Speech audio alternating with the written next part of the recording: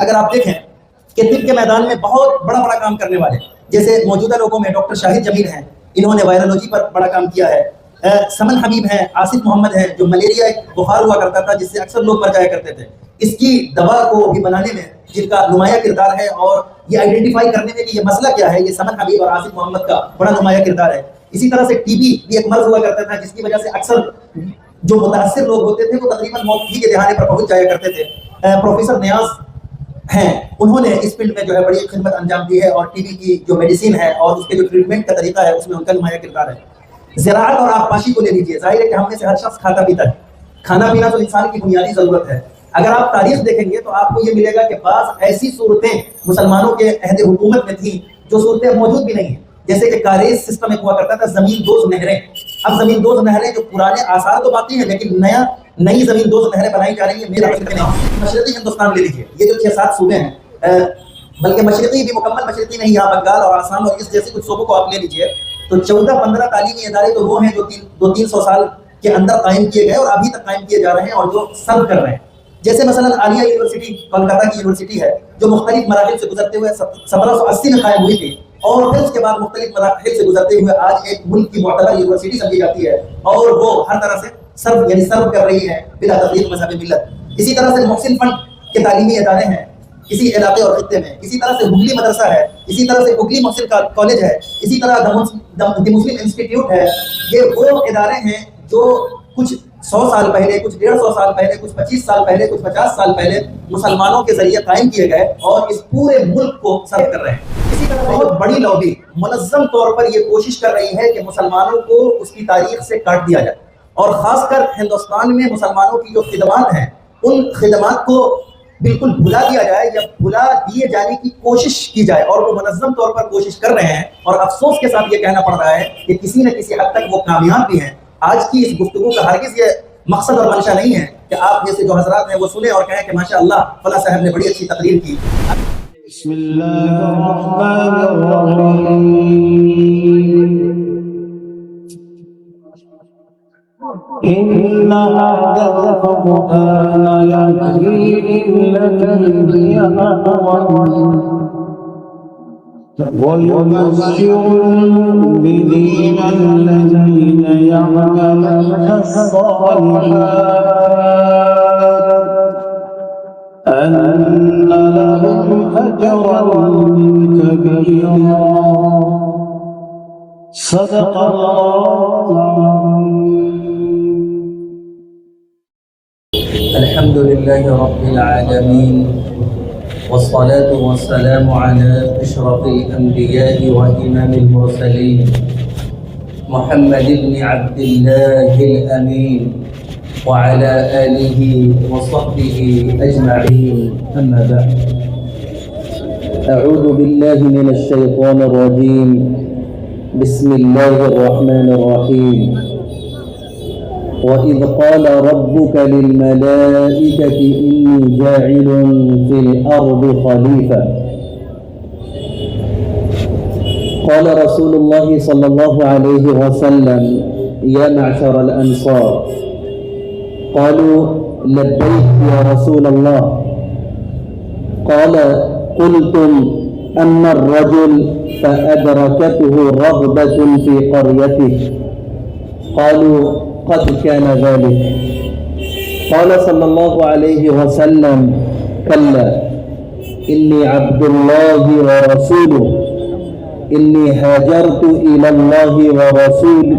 إلى الله وإليكم المحيا محياكم والممات مماتكم رواه الإمام مسلم في صحيحه. صدر عالی وقار حضرت مولانا مفتی نثار خالد صاحب، عزیز گرامی قدر مولانا مکارم احسن قاسمی صاحب، محترمی حضرت مولانا خورشید ربانی صاحب، مخدوم و محترم حضرت مولانا انوار اللہ فلک قاسمی صاحب، معزز اراکین مجلس شورا مدرسہ ابو حنیفہ، شہنشین پر تشریف فرما علماء دانشوران، معزز بزرگوں، نوجوان دوستوں، پیارے بھائیوں اور پردہ نشین خواتین اسلام، آج جس موضوع پر مجھے آپ حضرات سے گفتگو کرنی ہے، یہ موضوع بہت ہی اہم بھی ہے اور بہت ہی حساس بھی۔ جس موضوع پر مجھے گفتگو کرنی ہے وہ موضوع ہے کہ اس ملک میں، یعنی ہندوستان کی یا بھارت کی تعمیر اور ترقی میں مسلمانوں کا کیا کردار رہا ہے، مسلمانوں کا کیا حصہ رہا۔ بنیادی طور پر 3 محور ہیں، 3 ٹاپکس ہیں جن پر میں آپ حضرات سے گفتگو کروں گا۔ انشاءاللہ جب ان تینوں ٹاپکس پر آپ حضرات سے گفتگو ہو جائے گی تو ایک اجمالی طور پر خاکہ اس موضوع کا آپ کے ذہن میں انشاءاللہ موجود رہے گا۔ پہلی بات جو یہ ہے کہ مسلمانوں کا اس ملک کی تعمیر اور ترقی میں، اس ملک کے ڈیولپمنٹ میں، اس ملک کو آگے بڑھانے میں کیا حصہ رہا ہے، کیا کردار رہا ہے، اس کو ہم کیوں جانیں۔ سب سے پہلے ہمیں اسے سمجھنا ہے کہ یہ سوال کیوں ہے، اسے ہم کیوں جانیں، اس کے جاننے کا ہمیں فائدہ کیا ہو۔ دوسرا جس محور پر مجھے بات کرنی ہے وہ یہ ہے کہ بعض مخصوص لابیاں خصوصی طور پر کیوں یہ کوشش کر رہی ہیں کہ اس ملک کے ڈیولپمنٹ میں، اس ملک کی ترقی میں مسلمانوں کا جو حصہ ہے وہ تاریخ کے صفحات سے ختم کر دیا جائے اور خود مسلمان بھی اس بات سے واقف نہ رہیں کہ اس ملک کی تعمیر اور ترقی میں ان کا کیا حصہ ہے۔ تو کچھ لابیاں اور کچھ طاقتیں یہ کوششیں کیوں کر رہی ہیں اور کیسے کر رہی ہیں، دوسرا محور میرا یہ ہے۔ تیسری اور آخری بات ہوگی کہ مسلمانوں نے اس ملک کی تعمیر اور ترقی میں جو کردار ادا کیا ہے اس کی کچھ جھلکی میں آپ کو دکھانے کی کوشش کروں گا، اس لیے کہ وہ تو اتنا طویل موضوع ہے کہ بغیر کسی مبالغے کے ہفتوں اس پر گفتگو کی جا سکتی ہے، اس لیے کہ زندگی کے یا کسی بھی ملک کے تعمیر اور ترقی کے جتنے گوشے ہو سکتے ہیں ان تمام گوشوں میں مسلمانوں نے خدمت کی ہے اس ملک کی اور خدمت کر رہے ہیں۔ تو پہلی بات جو مجھے کرنی تھی وہ یہ کرنی تھی کہ ہمارے لیے یہ جاننا کیوں ضروری ہے کہ اس ملک کی تعمیر اور ترقی میں، اس ملک کو آگے بڑھانے میں جب سے یہاں مسلمان ہیں ان کا کیا حصہ رہا ہے، اس بات کو ہم کیوں جانیں، اس کے جاننے کا ہمیں کیا فائدہ ہوگا، کیوں جانیں۔ دیکھیے کسی بھی قوم کی جو تاریخ ہوتی ہے وہ تاریخ بڑی اہمیت کی حامل ہوتی ہے۔ تاریخ کسی بھی قوم کے لیے مایہ عبرت بھی ہوتی ہے اور سرمایہ موعظت بھی ہوتی ہے۔ ذرا سا اور سادے لفظ میں اس کو سمجھ لیں کہ تاریخ جب انسان جانتا ہے اپنی ماضی کی پچھلی تاریخ تو اس سے اسے عبرت بھی حاصل ہوتی ہے کہ کہاں کہاں ہم سے غلطی ہوئی اور اس کا کیا کیا نتیجہ ہمیں بھگتنا پڑا۔ اور جب یہ ہم جان لیں، سمجھ لیں تو اس کی روشنی میں مستقبل کے لیے، فیوچر کے لیے پلاننگ کرنا، پلان بنانا، خطہ بنانا ہمارے لیے آسان ہو جاتا ہے۔ اسی کو میں نے ایک جملے میں کہا ہے کہ تاریخ کسی بھی قوم کے لیے مایہ عبرت بھی ہے اور اساسہ موعظت بھی۔ ایک مثال سے اس کو سمجھیے۔ میرا بنیادی سوال یہ تھا کہ کیوں ہم جانیں، اس کو ایک مثال سے سمجھیے۔ اگر اللہ پاک نے آپ کو وجیح و شکیل بنایا، اللہ پاک نے آپ کے اندر صلاحیتیں رکھی ہیں، آپ نے تعلیم حاصل کی ہے، آپ نے مختلف طرح سے اپنے آپ کو اچھا بنایا ہے، اور آپ دینی، علمی، سماجی، رفاہی کسی بھی طرح کی خدمت کر رہے ہیں، آپ کے جو والد تھے، آپ کے جو دادا تھے اور آپ کی جو پوری فیملی ہے، وہ پوری فیملی کسی نہ کسی دینی خدمت سے، سماجی خدمت سے، رفاہی خدمت سے جڑی ہوئی ہے، آپ اس فیملی کے ایک فرد ہیں۔ اب آپ اپنا تصور کیجئے کہ جس سوسائٹی میں آپ کے ماں باپ، آپ کے آباء و اجداد، آپ کی فیملی کے لوگ، آپ کے رشتہ دار سب کے سب خدمت کر رہے ہیں کسی نہ کسی پہلو سے، دینی ہو، رفاہی ہو، تعلیمی ہو، کسی پہلو سے،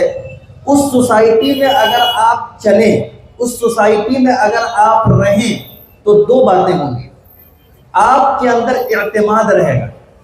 آپ کا کانفیڈنس لیول ہائی رہے گا، اور پوری سوسائٹی آپ کے خاندان کے، آپ کے گھر کے ایک ایک فرد کو عزت اور احترام کے نگاہوں سے دیکھے گی۔ تو اگر آپ کی پوری فیملی اور آپ خود خدمت کر رہے ہیں اور آپ سرو کر رہے ہیں اپنے ملک کو، اپنے علاقے کو، اپنے خطے کو، اور یہ سب لوگ جانتے ہیں، تو یہ چیز آپ کے اندر اعتماد پیدا کرتی ہے اور سوسائٹی کو اس بات پر مجبور کرتی ہے کہ فطری طور پر وہ آپ سے محبت کرتے ہیں اور آپ کی قدر کرتے ہیں اور آپ کو عزت کی نگاہوں سے دیکھتے ہیں۔ اب آپ تصور کیجئے کہ ایک ایسا شخص ہو جو خود بے نام و نشان ہو، نہ تو نام و نسب کا پتہ ہے، نہ تو علم ہے اس کے اندر، نہ تو صلاحیتیں ہیں اس کے اندر۔ جب نام و نسب کا پتہ نہیں تو یہ پتہ ہی نہیں کہ کیا اس کی فیملی میں کچھ لوگ بھی ہیں، کیا کسی طرح کی انہوں نے خدمت بھی کی ہے۔ وہ بندہ اگر سماج اور سوسائٹی میں رہ رہا ہو تو خود اس کا اعتماد کا لیول کیا ہوگا، کانفیڈنس کا لیول کیا ہوگا، وہ سوسائٹی میں اپنے آپ کو کہیں نہیں پائے گا۔ اسی طرح سے سوسائٹی بھی اس کو کوئی اہمیت نہیں دے گی، نہ تو آپ کے آباء و اجداد نے کچھ سرو کیا، نہ آپ سوسائٹی کو سرو کر رہے ہیں، پھر کس بات کے لیے سوسائٹی آپ کی قدر کرے یا آپ کو عزت اور احترام کی نگاہوں سے دیکھے۔ اب اس مثال کو سامنے رکھیے، اب آپ کے سامنے بات واضح ہو جائے گی کہ اگر بحیثیت مسلمان آپ کو یہ پتہ ہی نہ ہو، بلکہ آپ یہ جان لیں، یہ تصور کر لیں کہ ہماری کوئی سروس، ہماری کوئی خدمت اس ملک کی تعمیر اور ترقی میں نہیں ہے، پھر اپنی نگاہوں میں آپ کی کیا قدر ہوگی اور سوسائٹی میں، اس ملک میں آپ کی کیا قدر ہوگی۔ اسی لیے ہمیں جاننا ضروری ہے کہ اس ملک کی تعمیر و ترقی میں ہم نے ماضی میں کیا خدمت انجام دی اور آج بھی ہم کیا خدمت انجام دے رہے ہیں، یہ جاننا ضروری ہے۔ یہ اگر ہمارے بچے، ہمارے نوجوان، ہماری قوم کے لوگ، ہمارے افراد جانیں گے تو ان کے اندر خود اعتمادی پیدا ہوگی کہ بھائی اس ملک کے ہم برابر کے حصے دار ہیں اور ہم نے بے پناہ خدمت اس ملک کی ہے اور اس ملک کو سرو کیا ہے۔ اور جب یہی بات آپ اچھے انداز میں دنیا کے سامنے بھی پیش کریں گے تو جب انہیں بھی یہ پتہ چلے گا کہ اس ملک کو سرو کرنے میں ان کا برابر کا بلکہ کہیں زیادہ رول ہے، تو وہ چاہیں نہ چاہیں آپ کی قدر ان کو کرنی ہوگی۔ تو اسی وجہ سے ہمیں جاننا ضروری ہے۔ تاریخ کی اہمیت تو اگر شرعی نقطہ نظر سے بھی دیکھیں تو پتہ چلتا ہے قرآن کریم کس چیز کی کتاب ہے؟ کتاب ہدایت کی کتاب ہے، لیکن ہدایت اور صحیح راستہ دکھانے کے لیے بھی تاریخ کی اہمیت ہے۔ یہی وجہ ہے کہ علماء کرام نے جو گننے کی کوشش کی ہے، تقریباً 1000 کے آس پاس قرآن کریم کے اندر وہ آیات ہیں جن آیات کے اندر تاریخ کا ذکر ہے، نبیوں کے قصے ہیں، پچھلی قوموں کے قصے ہیں، اچھے لوگوں کے قصے ہیں، برے لوگوں کے قصے ہیں، اور جا بجا ان قصوں کے بعد کہا جاتا ہے کہ اس کے اندر عبرت ہے۔ ان قصوں کو ذکر کرنے کے بعد اگر برے لوگوں کے قصے ہوتے ہیں تو کہا جاتا ہے کہ جو مفسدین، جو فساد پھیلانے والے ہیں وہ کامیاب نہیں ہو سکتے ہیں۔ اچھے لوگوں کے قصوں کو ذکر کیا جاتا ہے تو یہ کہا جاتا ہے کہ جو نیکوکار لوگ ہیں، جو سرو کرنے والے لوگ ہیں، جو اللہ کے احکام کے تابع ہو کر رہنے والے لوگ ہیں، وہ کامیاب ہیں۔ تو قرآن شرعی نقطہ نظر سے بھی اگر دیکھیں تو تاریخ کی بڑی اہمیت ہے۔ یہی وجہ ہے کہ اگر دیکھا جائے تاریخی طور پر یا ایکیڈمک انداز میں ریسرچ کے طور پر اگر دیکھا جائے تو مسلمانوں نے تاریخ پر جتنی کتابیں لکھی ہیں دنیا کی کسی قوم نے اتنی کتابیں نہیں لکھی ہیں، اور اتنی محفوظ تاریخ دنیا کی کسی بھی قوم کی نہیں ہے۔ تو آج سے یہ بات آپ جان لیں، اپنے دل میں رکھیں کہ الحمدللہ ہماری تاریخ محفوظ ہے۔ بس غلطی یہ ہو گئی ہے کہ ادھر کے چند سالوں میں ہم نے اپنی تاریخ کو پڑھنا، ہم نے اپنی تاریخ کو جاننا، یہ ہم نے چھوڑ دیا ہے، اپنے بچوں کو بتانا چھوڑ دیا ہے۔ اس کی وجہ سے وہ خود بھی اپنے آپ میں ہلکا محسوس کر رہے ہیں، اور دوسرے لوگ بھی ان کو یہ احساس دلاتے رہتے ہیں کہ جب تم کسی کام کے نہیں ہو، پیچھے بھی تمہارے آباء و اجداد نے کچھ نہیں کیا، اب بھی تم کچھ نہیں کر رہے ہو، آگے ہم تم سے کیا امید رکھیں کہ تم کچھ کرو گے، پھر تمہاری قدر و قیمت ہم کیوں جانیں اور کیوں مانیں۔ تو یہ بہت ہی اہم نقطہ ہے، اسی لیے آج ہم اس موضوع پر گفتگو کر رہے ہیں کہ ہندوستان کی، بھارت کی تعمیر اور ترقی میں مسلمانوں کا کیا حصہ اور کیا کردار ہے۔ دوسرا سوال جو میں نے اٹھایا تھا یا یہ کہا تھا کہ دوسرے محور پر جس پر میں گفتگو کروں گا وہ محور یہ ہوگا کہ آخر کیا وجہ ہے کہ بہت بڑی لابی منظم طور پر یہ کوشش کر رہی ہے کہ مسلمانوں کو اس کی تاریخ سے کاٹ دیا جائے، اور خاص کر ہندوستان میں مسلمانوں کی جو خدمات ہیں ان خدمات کو بالکل بھلا دیا جائے یا بھلا دیے جانے کی کوشش کی جائے، اور وہ منظم طور پر کوشش کر رہے ہیں، اور افسوس کے ساتھ یہ کہنا پڑ رہا ہے کہ کسی نہ کسی حد تک وہ کامیاب بھی ہیں۔ آج کی اس گفتگو کا ہرگز یہ مقصد اور منشا نہیں ہے کہ آپ میں سے جو حضرات ہیں وہ سنیں اور کہیں کہ ماشاءاللہ فلاں صاحب نے بڑی اچھی تقریر کی۔ اگر آج کا پیغام ہمارے اور آپ کے دل تک نہیں پہنچا اور آپ نے اس پیغام کو آگے نہیں بڑھایا تو یقین جانیے میرا یہ کہنا بھی بیکار ہو جائے گا، آپ کا سننا بھی بیکار ہو جائے گا۔ اس لیے سب سے پہلے تو ہم یہ نیت کریں کہ ہم اس موضوع کو سمجھیں گے اور اس کی اہمیت کو سمجھیں گے، اور پھر اس کے بعد اس کی اہمیت دوسروں کو بھی سمجھانے کی ہم کوشش کریں گے۔ اور جو درمیان کا جو کچھ عرصہ گزرا ہے اور جس میں ہم اپنی تاریخ کو بھولتے جا رہے ہیں، اپنی تاریخ سے کٹتے جا رہے ہیں، اس غلطی کی تلافی آج ہی سے کرنی شروع کریں گے۔ تو دوسرا سوال یہ تھا کہ بعض لابیاں منظم طور پر کوشش کیوں کر رہی ہیں۔ اس کا جواب یکگنا آپ کو جو میں نے مثال دی تھی اس مثال کے ذریعے آپ کو سمجھ میں آ گیا ہوگا۔ کیوں کا جواب تو تقریباً سمجھ میں آ گیا ہوگا، کیسے کو میں تھوڑی تفصیل سے ذکر کروں گا۔ کیوں کا جواب وہی ہے کہ یہ لابیاں یہ چاہ رہی ہیں کہ مسلمان یہ محسوس کریں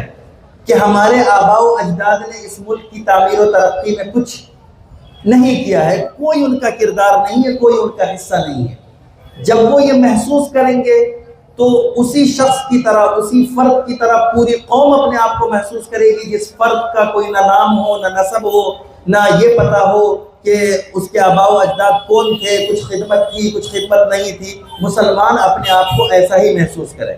اور جب یہی بات دنیا کے منظر نامے پر رکھ دی جائے گی کہ مسلمانوں کا کوئی کردار نہیں رہا، تو پھر اس ملک کے ایک حصے کے طور پر، اور بہت بڑے حصے کے طور پر، آپ اور ہم کوئی چھوٹی موٹی تعداد میں نہیں ہیں، بہت بڑے حصے کے طور پر ہم اپنی شناخت سے محروم ہو جائیں گے۔ ایک بات کو بہت اچھی طرح سے یاد رکھیے، جو لابیاں کوشش کر رہی ہیں مسلمانوں کو اس کی شناخت سے محروم کرنے کی، ہرگز ان کی کوشش نہیں ہے کہ ان سارے مسلمانوں کو کہیں بھیج دیں۔ اتنی بڑی تعداد آج کی دنیا میں کہیں نہیں جا سکتی ہے، کروڑوں میں ہے، اتنی بڑی تعداد کہیں نہیں جا سکتی، اور ان کا یہ نظریہ بھی نہیں ہے کہ کسی کو کہیں بھیج دیا جائے، چونکہ عملی طور پر یہ ممکن نہیں ہے۔ درمیان میں جو اس طرح کی بیہودہ باتیں کرتے رہتے ہیں وہ در حقیقت ذہنی طور پر ٹارچر کرنے کے لیے اور پریشان کرنے کے لیے اس طرح کی باتیں کرتے ہیں۔ اصل مقصد یہ ہے کہ ہم اور آپ اپنی تاریخ سے کٹ جائیں اور ہماری اپنی کوئی شناخت باقی نہیں رہے، اور ہم ان کے ساتھ جڑ جائیں اور ہم ان کے ساتھ ضم ہو جائیں، اور ہمارا اپنا کوئی الگ سے وجود باقی نہیں رہے۔ تو مقصد یہ ہے، لیکن وہ کیسے کر رہے ہیں؟ 3 بنیادی کام کر رہے ہیں۔ ہماری اور آپ کی تاریخ کو جو مٹانے کی کوشش ہو رہی ہے، اور تاریخ سے جو کاٹنے کی، مٹایا تو نہیں جا سکتا ہے، جو کاٹنے کی کوشش ہو رہی ہے، اس میں 3 طرح کے کام وہ کر رہے ہیں۔ پہلا کام تو یہ ہو رہا ہے جو لوگ پڑھے لکھے لوگ ہیں، خاص طور سے جو تعلیم سے وابستہ ہے، وہ جان رہے ہوں گے کہ ادھر چند سالوں میں نصاب تعلیم میں بہت زیادہ تبدیلی کی جا رہی ہے۔ نصاب تعلیم کی تبدیلی کا اندازہ مجھے خود ابھی 1-2 ہفتے پہلے اپنے بچوں سے میں بات چیت کر رہا تھا، اس میں مجھے اندازہ ہوا۔ وہ یوم آزادی کی مناسبت سے ایک چیپٹر تھا ان کی کتاب میں نے اپنے بچوں سے کہا کہ پڑھیے اسے اور جو اس کا سمری اور خلاصہ ہے وہ ہمیں بتائیے۔ انہوں نے جو سمری اور خلاصہ بتایا اس سے یہ پتہ چل رہا تھا کہ آزادی کی جنگ میں، آزادی کی جو پوری جد و جہد ہے 150 سال سے بھی زیادہ پر مشتمل، اس پوری جد و جہد میں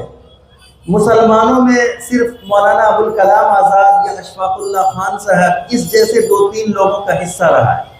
حالانکہ اصل اور صحیح تاریخ تو یہ ہے کہ یہ جنگ آزادی کی جو آگ ہے وہ مسلمانوں ہی نے لگائی تھی۔ سلطان ٹیپو شہید کو شہید کرنے کے بعد انگریز نے یہ کہا تھا کہ آج ہم ہندوستان پر مکمل طور پر قابض ہو گئے۔ ہزاروں نہیں، لاکھوں کی تعداد میں مسلمانوں نے، اور ہزاروں بلکہ شاید لاکھوں کہا جائے تو غلط نہیں ہو کہ علماء کرام نے اپنے جانوں کا نذرانہ پیش کیا ہے اس ملک کی آزادی کے لیے۔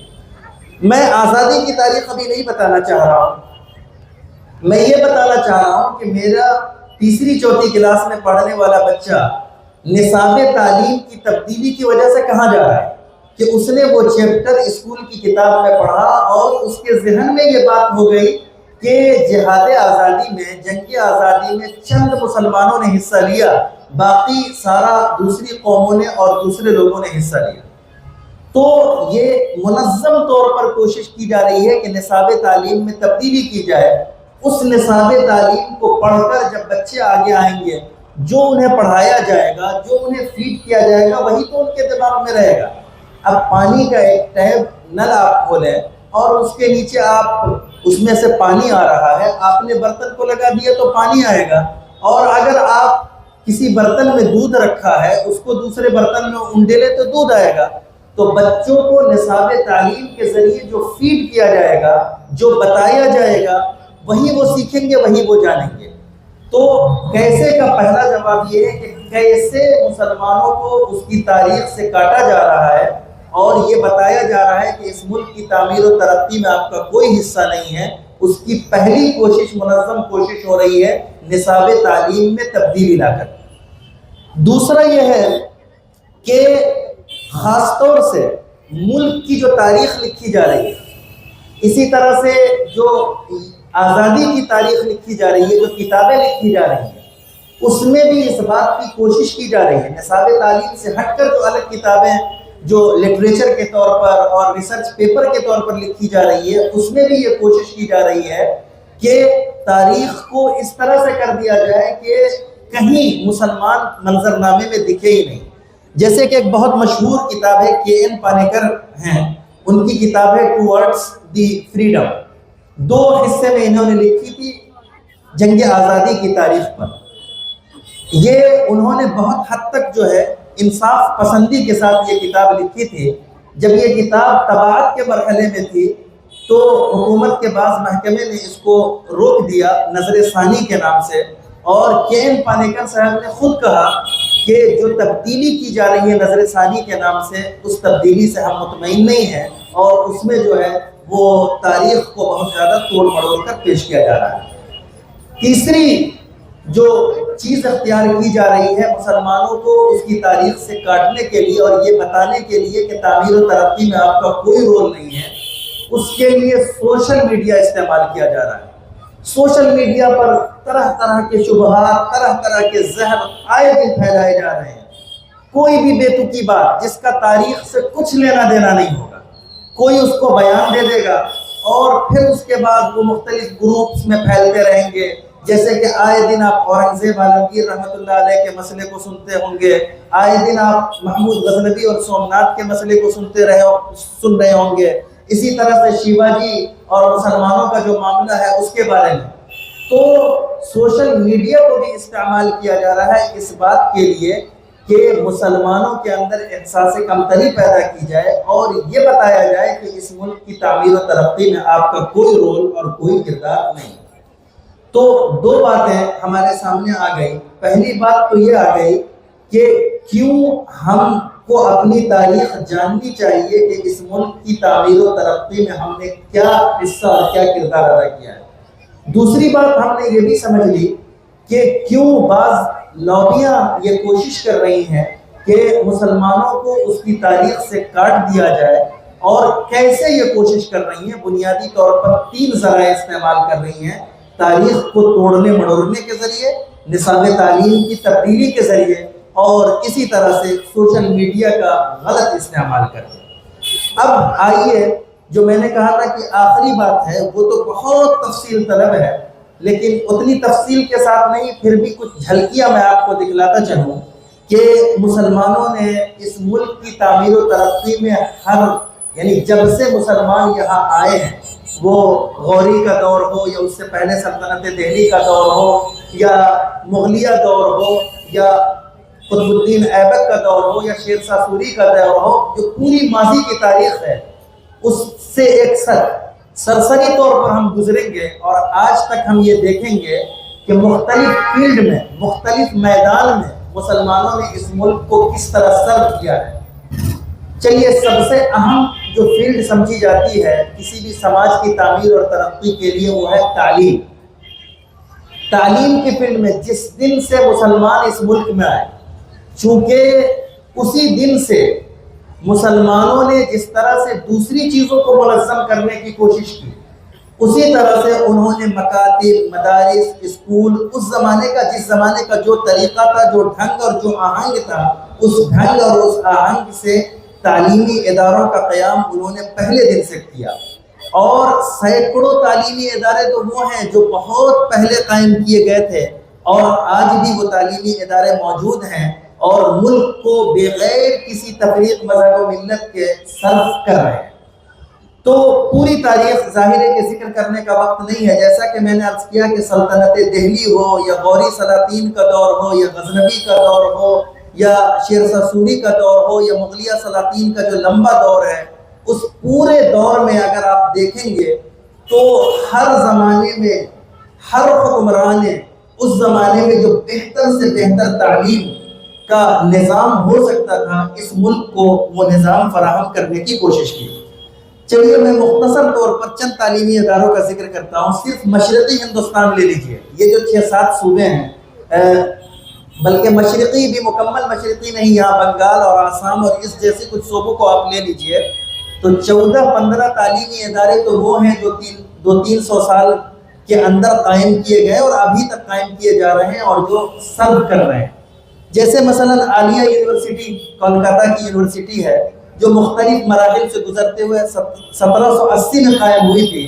اور پھر اس کے بعد مختلف مراحل سے گزرتے ہوئے آج ایک ملک کی معتبر یونیورسٹی سمجھی جاتی ہے، اور وہ ہر طرح سے سرو کر رہی ہے بلا تفریق مذہب ملت.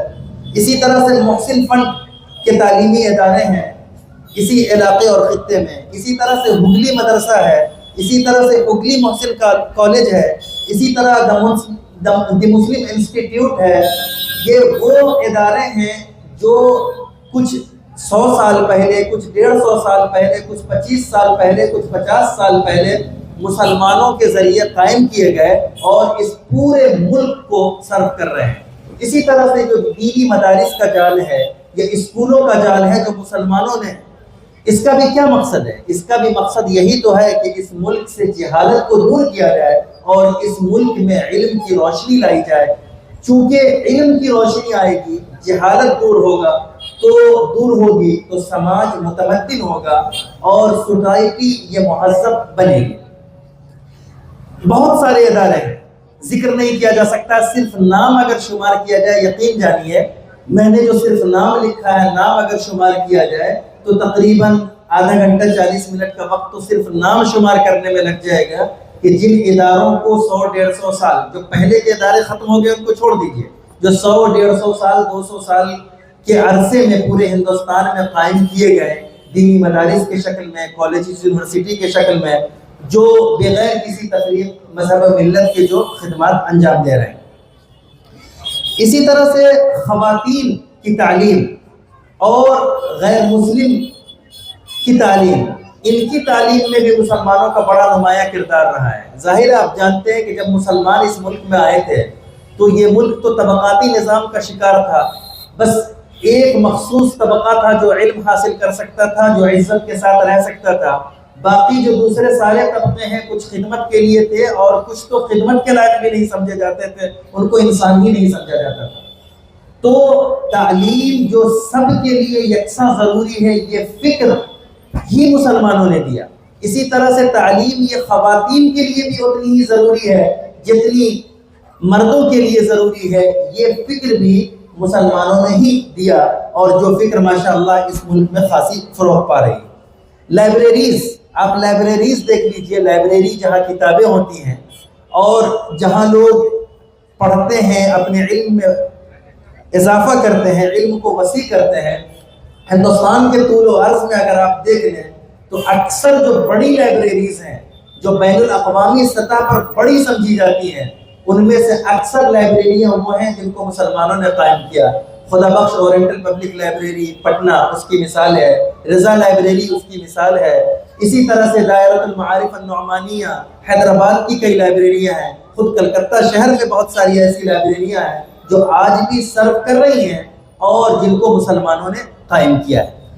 آئیے دوسری فیلڈ جیسے کہ طب، میڈیکل اور جو فارمیسی وغیرہ کے شعبے میں ہم دیکھیں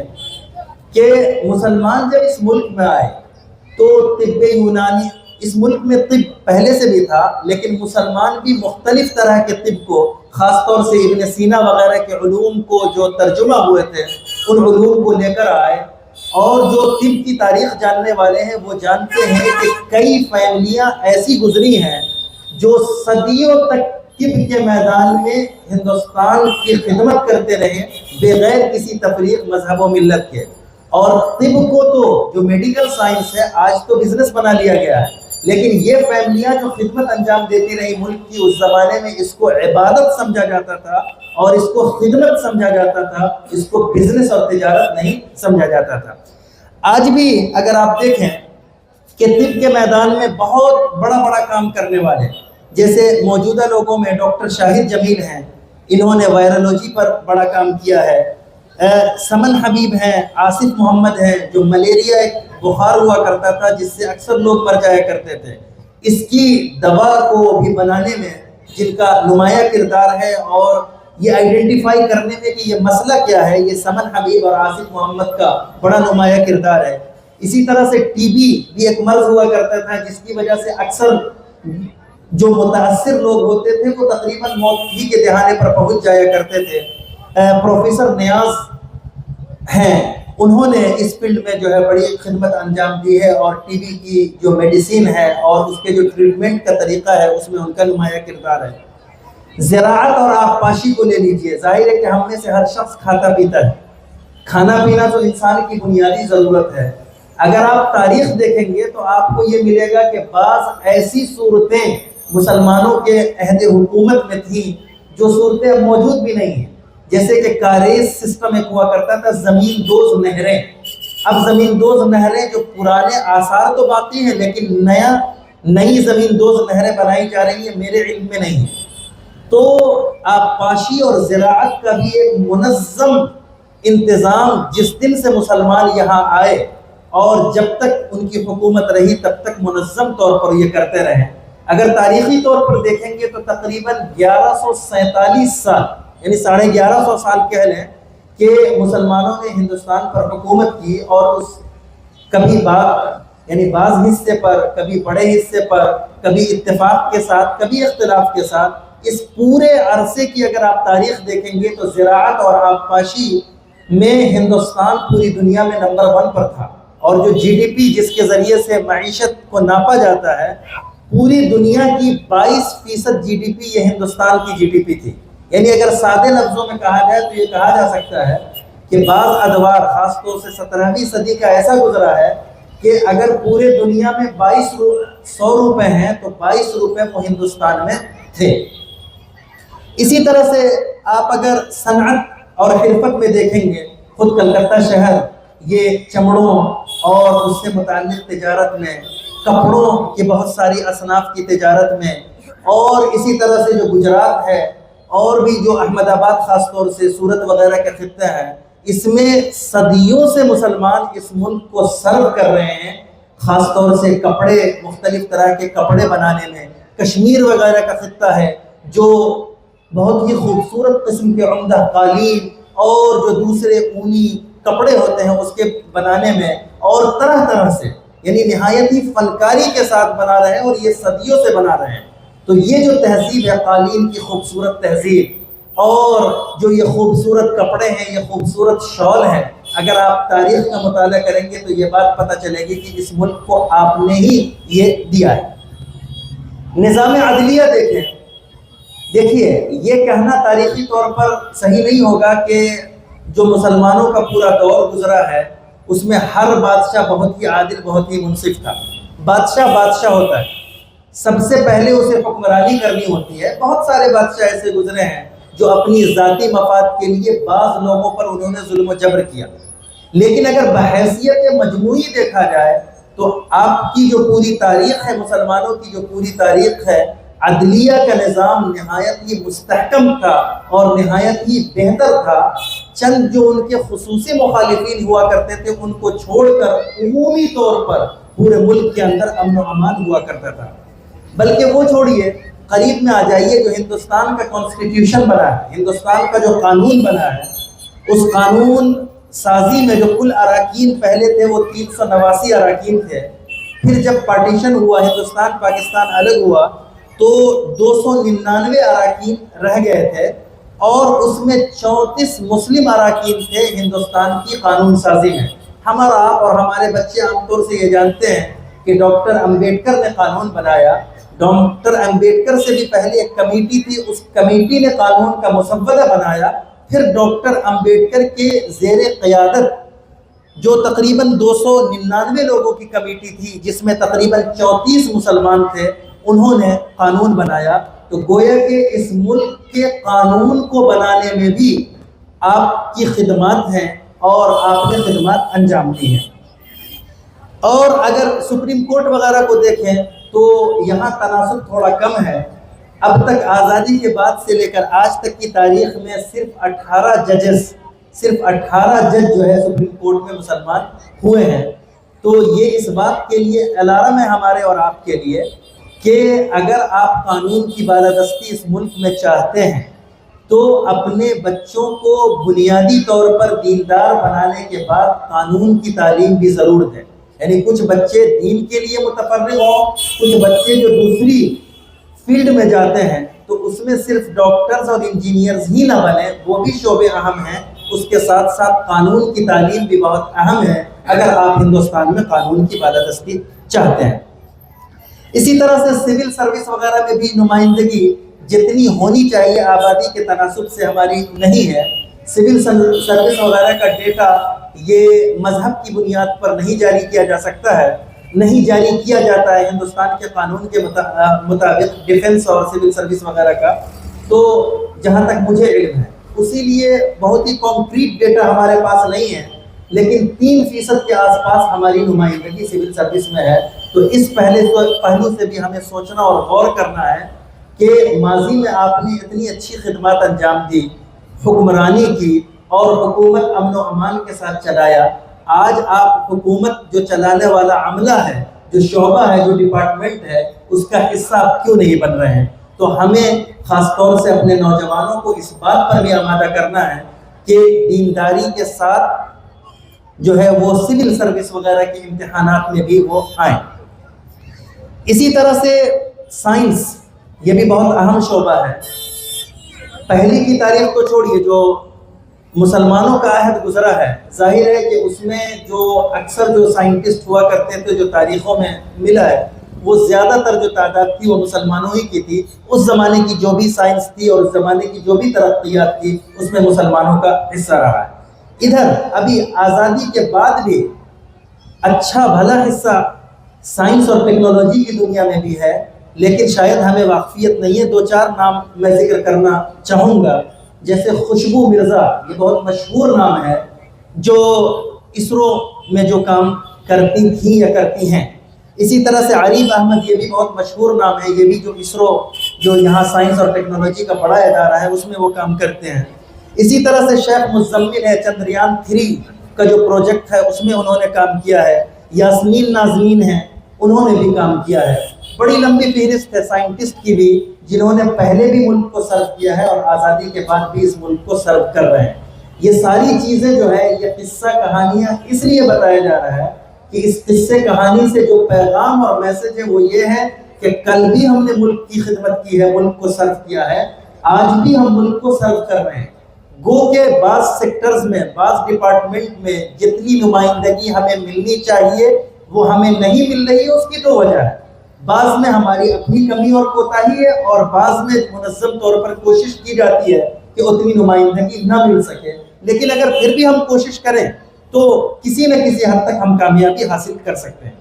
اسی طرح سے ایک بہت ہی اہم چیز ہے فن تعمیر. اگر آپ فن تعمیر کو لیں اور جو پوری تاریخ گزری ہے اپنی ماضی کی, مسلمان جب سے یہاں آئے اس سے پہلے اگر آپ دیکھیں گے تو چند جو تعلیمی اداروں کے کھنڈرات ہیں اور چند جو بعض مذہبی جو ہندوؤں کے کھنڈرات ہیں ان کا تو ملتا ہے نا, لیکن تعمیری طور پر جو بہت زیادہ اس ملک کو ترقی ہوئی اور جیومیٹری کے شکل کی, اسی طرح سے نقش و نگار والی جو تعمیرات اور بلڈنگز بنی, یہ سارے کے سارے مسلمانوں کے عہد میں بنی. آپ تاج محل کو دیکھ لیں یا لال قلعہ کو دیکھ لیں, خود کلکتہ میں اگر آپ گھوم جائیں تو آپ کو سینکڑوں ایسی تعمیرات ملیں گی کہ جو مسلمانوں نے پہلے کی یا ابھی کی. تو تعمیر کا فن بھی جو ہے اس ملک کو تعمیر کے فن میں جو آگے بڑھایا ہے وہ مسلمانوں نے آگے بڑھایا ہے اور ان کی بہت زیادہ خدمات ہیں. خاص طور سے گنبد والی تعمیر, قلعے والی تعمیر, مساجد, باغات, کاروان سرائے, پل, اسی طرح سے سنگ میل, اس جیسے بہت ساری تعمیرات ایسی ہیں جو پہلے ہی نہیں یا تھی تو بہت کم تھی اور مسلمانوں نے اس کو بہت ترقی دی ہے اور بہت آگے بڑھایا ہے. آخری بات کہہ کے میں اپنی بات ختم کروں گا کہ آج کل کے زمانے میں کھیل اور اسپورٹس کی بھی بڑی اہمیت ہے. آپ اگر ہندوستان کی تاریخ میں دیکھیں گے تو پہلے کی تاریخ چھوڑ دیں, ادھر کی صرف 100 سال کی تاریخ لے لیں تو مختلف طرح کے کھیل اور اسپورٹس میں بھی مسلمانوں کی بڑی نمائندگی رہی ہے. تقریباً دنیا میں 8000 مختلف طرح کے کھیل کھیلے جاتے ہیں, کچھ کم یا کچھ زیادہ, ظاہر ہے کہ مکمل احاطہ کرنا ممکن نہیں ہے. اور اولمپکس میں 32 گیمز کھیلے جاتے ہیں, 32 طرح کے کھیل کھیلے جاتے ہیں.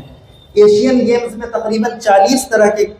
گیمز کھیلے جاتے ہیں اور کامن ویلتھ گیمز جو ہوتا ہے اس میں 2025 تک 9 طرح کے گیم کھیلے جاتے تھے, 2026 سے 10 طرح کے گیمز کھیلے جاتے ہیں. آپ اگر دھیان سے 100-150 سال کی تاریخ دیکھیں گے تو مسلمان آپ کو ہر یعنی اس اسپورٹس کی فیلڈ میں بھی بہت نمایاں دکھائی دیں گے. جیسے کشتی میں غلام محمد بخش گاما پہلوان, تقریباً ہر آدمی نے ان کا نام سنا ہوگا. اسی طرح سے ان کے بھائی ہیں, ان کا بھی نمایاں کردار ہے. حمیدہ بانو, گلشن بانو, ان کا نمایاں کردار ہے. ہاکی, اس میں ایس ایم جعفر, احسن محمد خان. کرکٹ, غلام احمد, سید مشتاق, عباس علی, سید مجتبیٰ, پٹوڈی صاحب اور موجودہ اظہر الدین صاحب, ان لوگوں کا بھی بڑا نمایاں کردار ہے. فٹ بال میں بھی بہت سارے فٹ بالر گزرے ہیں اس 100-150 سال میں جنہوں نے ایس اے رحیم, بنگال کے سید عبدالصمد صاحب اور محمد سلیم صاحب, حسین احمد, سید شاہد. بیڈمنٹن میں بھی آپ کو یہ جو میں نام ذکر کر رہا ہوں یہ صرف بین الاقوامی سطح پر کھیلنے والے کھلاڑی, جو نیشنل سطح پر یا ضلعی سطح پر کھیلا وہ تو ہزاروں کی تعداد میں, بلکہ اگر تمام کا مجموعہ کیا جائے تو وہ لاکھوں کی تعداد میں پہنچ رہے ہیں. ٹینس بہت مشہور کھیل ہے اور اس میں مشہور زمانہ ہندوستان کی خاتون ثانیہ مرزا بھی ہیں, اس سے پہلے بھی اختر علی ہیں, ذیشان علی ہیں, نازنین رحمان ہیں اسم سے. کیرم ہے, موٹر اسپورٹ ہے, کشتی رانی ہے, باکسنگ ہے, مختلف طرح کے کھیل ہیں. ان تمام کھیلوں میں بین الاقوامی سطح پر بھی مسلمانوں کی نمائندگی بہت زیادہ رہی ہے. تو خلاصہ یہ ہے جو آج میں نے اپنی بات آپ حضرات کے سامنے پیش کرنی چاہیے, اس پورے کا خلاصہ یہ ہے کہ ہندوستان کی تعمیر و ترقی میں مسلمانوں کا بہت ہی نمایاں کردار رہا. کسی بھی ملک کے جتنے بھی سیکٹرز اور جتنے بھی ڈپارٹمنٹس ہو سکتے ہیں، آپ کسی بھی سیکٹر کو اٹھائیے اور تاریخ کی صحیح کتابوں کو آپ پڑھیے تو آپ کو اس فیلڈ میں، اس میدان میں بہت سے مسلمان سرو کرنے والے اور اس ملک کی خدمت کرنے والے، اس ملک کو آگے بڑھانے والے آپ کو ملیں گے۔ اور یہ جاننا ہمارے لیے کیوں ضروری ہے؟ اس لیے ضروری ہے کہ اگر ہم جانیں گے کہ ہم نے اس ملک کو سرو کیا ہے، اس ملک کی خدمت کی ہے، اس ملک کی تعمیر و ترقی میں ہمارا بھی اتنا ہی رول ہے جتنا دوسروں کا ہے، بلکہ خود اگر صحیح سے دیکھا جائے تو بعض جہتوں سے ہمارا رول زیادہ بڑھا ہوا ہے۔ جب یہ بات ہم جانیں گے تو ہمارے اندر اعتماد پیدا ہوگا، اور جب ہم اس بات کو پھیلائیں گے، دوسروں تک بھی پہنچائیں گے، تو دوسرے بھی اس بات کو جانیں گے اور سوسائٹی میں بھی ہمارا وقار پیدا ہوگا۔ تو آخری جو پیغام ہمیں دینا ہے وہ یہی دینا ہے کہ اللہ کے واسطے اپنی صحیح تاریخ کو جانیے اور اس سے جڑیے۔ میں نے ایک بات عرض کی تھی کہ قرآن کریم کتاب ہدایت ہے، ہدایت والی کتاب میں ہدایت کے لیے بھی تاریخ جاننا ضروری ہے۔ اسی لیے اللہ پاک نے تقریباً 1000 سے زیادہ آیات ایسی ہیں جو تاریخ سے متعلق ہیں، قرآن کریم میں موجود ہیں۔ تو اپنی تاریخ سے جڑیے، خود بھی جانیے، اپنے بچوں کو لازمی طور پر صحیح تاریخ بتائیے، اپنے گھر کے لوگوں کو، اپنی فیملی کو، لوگوں کو صحیح تاریخ بتائیے، ان کو یہ بتائیے کہ آپ کا اس ملک میں کیا حصہ ہے، کیا کردار رہا ہے ترقی میں، تاکہ وہ سر اٹھا کر جی سکیں اور وہ دوسروں میں ضم نہ ہو جائیں، وہ احساس کمتری کا شکار نہ ہو، بلکہ پوری خودداری کے ساتھ، کانفیڈنس کے ساتھ، اعتماد کے ساتھ اس سوسائٹی میں اور اس معاشرے میں جی سکیں، اور وہ پورے اعتماد کے ساتھ تاریخی ثبوتوں کے ساتھ بتا سکیں کہ بھائی آپ کو غلط فہمی ہوئی ہے کہ ہمارا حصہ نہیں ہے، آپ اس فیلڈ کے ہیں، میں بتاتا ہوں کہ اس فیلڈ میں فلاں فلاں فلاں فلاں نے ان سالوں میں یہ خدمات انجام دی ہے۔ تو یہی میرا آخری پیغام ہے کہ تاریخ کو جانیے، تاریخ سے جڑیے، اب خود بھی جانیے اور اپنی صحیح تاریخ کو دنیا تک پہنچانے کی کوشش کیجیے، تاکہ آپ کانفیڈنس کے ساتھ، اعتماد کے ساتھ، آپ اور ہم، ہماری نسل جی سکے، اور دنیا کو بھی یہ معلوم رہے کہ اس ملک کی تعمیر و ترقی میں مسلمانوں نے نہایت ہی اہم اور نمایاں کردار ادا کیا ہے۔ اللہ پاک سے دعا ہے کہ اللہ پاک ہمیں سمجھنے کی توفیق عطا فرمائے اور وقت گزرنے سے پہلے سمجھنے کی کوشش عطا فرمائے، اس لیے کہ یہ سب چیزیں دھیرے دھیرے ہوتی ہیں، اور جو تاریخ سے جو کاٹنے کی کوشش کی گئی ہے وہ بھی دھیرے دھیرے کی گئی ہے، اور اس میں بہت حد تک بہت ساری لوبیاں کامیاب بھی رہی ہیں۔ تو آپ بھی دھیرے دھیرے آج ہی سے شروع کر دیں، تاکہ یہ جو غلطی ہم سے ہوئی ہے وہ غلطی